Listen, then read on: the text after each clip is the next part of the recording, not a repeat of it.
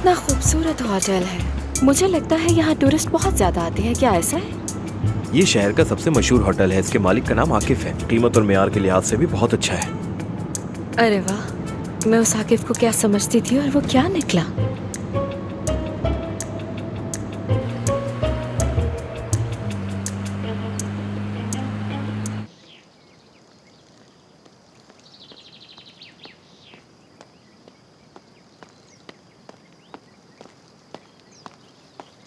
Madam, वो जिलाता नाम की एक खातून आई हैं, अंदर आना चाहती हैं।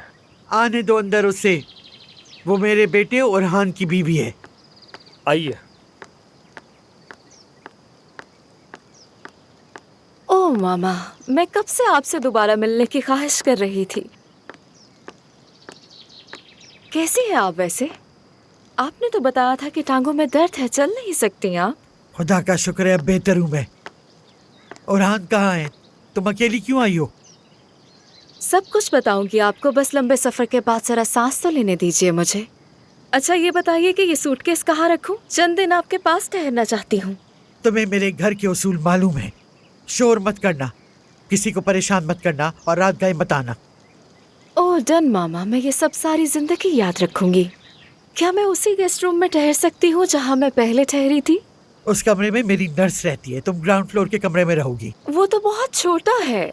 आपकी नर्स तो जैसे महल से आई है ना।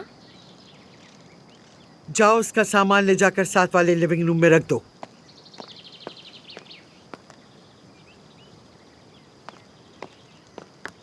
जा कहाँ रही हो? तुमने तो अभी ये भी नहीं बताया कि ओरहान कहाँ है। देर क्यों करी हो जुलाता? मुझे गुस्सा मत दिलाओ, सच सच बताओ।